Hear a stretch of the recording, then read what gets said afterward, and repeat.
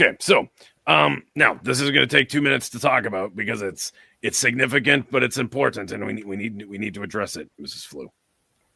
Okay, what are we going to address? The Canadian leadership debates took place tonight in French. Isn't that an oxymoron? Yep. And actually, do you want to know what's actually really funny about it all? The separatist guy, like he's clearly the winner from the debate. Pierre Polyev, lame duck. Mark Carney, lame duck. Jagmeet Singh, a joke. And yeah, it was just a dumpster fire. No one like. So it's already over. Oh yeah. It was 2 hours. It went from When like did they 6 to start 8 it? o'clock. 6 o'clock. And do you want to know why Mrs. Flew started at 6? Doesn't that seem a little early? It does, but here's the problem. Okay, folks, here's the issue. At 8 o'clock p.m., when the debate was supposed to begin, the Montreal Habs game was also supposed to start. So they were like, well, we all kind of want to watch the game. So they actually started the debates, the leadership debates early so they could all watch the hockey game. I mean, it could maybe be a little bit that like no one would actually watch the debates if the hockey game was on, but yeah, it was dumb. So I feel like I listened to that thing, and I mean, I I, didn't listen to it in French. I listened to translation, but yeah. I love how there was no fear of people missing the hockey game because they were watching the debate. Yes, exactly. That's That's funny. that's That's funny. Canada. And if you wonder why like Canada sucks right now, there you go. So, but but yeah, Mr. Was it LeBlanche or whatever her name is? Blanche, not LeBlanche. Blanche, just Blanche. You definitely won the debate. You were the most witty, the most pointed, and yeah, you took home the trophy. Good job. Wexit should happen. That's basically what I've learned from these debates. The west of Canada should separate from the rest of Canada, and Quebec should also separate, and we should have just like 3 independent countries for the United States to take over. I think that works. Because Yeah, we need three more states, not just one. yeah, exactly. Because well, if you took over Alberta, then you're getting excuse me, then you're getting at least another Republican state Well, because they're like the Texas of Canada in like almost every way. really, Yeah, like you would actually like Alberta people. me personally. Yeah, you would. You'd probably hate everyone else, but like the Alberta people, yeah. Do you live in Alberta? I wish.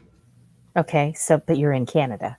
Yeah, And I supposedly like you, so I think your logic is flawed.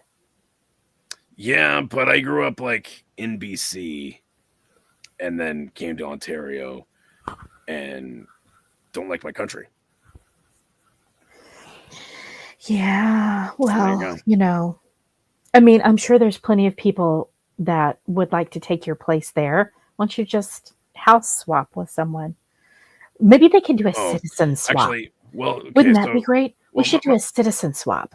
I'd be up for it, but my wife actually said she's like, okay, so we need to talk about this for a minute. And I said, okay, and she said, so Americans they like they're known for being like really arrogant and proud and like full of themselves and like really have this like way too high view of their country and all this kind of stuff. And she's like, now we also know you. So if you went to the States and moved there, can you imagine what you would be like? This is her talking to you. Yeah, yeah. Okay. And I was like, uh, okay, well, I see your point, but don't you think that'd be a lot more fun? She didn't think so. So, yeah. I don't think it's being full of yourself to have pride in your country. Yeah, well, I mean, to a degree. But anyway, we'll leave that National pride. discussion. National pride is a good thing. No, there is, but and I'm not just like, and then she wouldn't disagree with that either. But Yeah. it's the overall pride and arrogance that the average American exudes when they really probably shouldn't. And she's like, and if you got dropped in that culture, oof. And I was like, okay, all right. Well, I think that there's humbling experiences. It takes us right back to, holding the doors. Yeah, like when you get a There's gun pulled just on you. common courtesy and common respect and, No, being humble. I know. I'm just letting you know the conversation. I love the conversation. I wish that She had to more change her heart. people were Yeah. less sometimes. Just start praying, Mrs. Flu. Just start praying. Hey there! So what you just watched was a portion of our live show that happens on Wednesdays at 9 p.m. Eastern. Apparently you were too lazy to be there that time, but maybe you'll be there next time.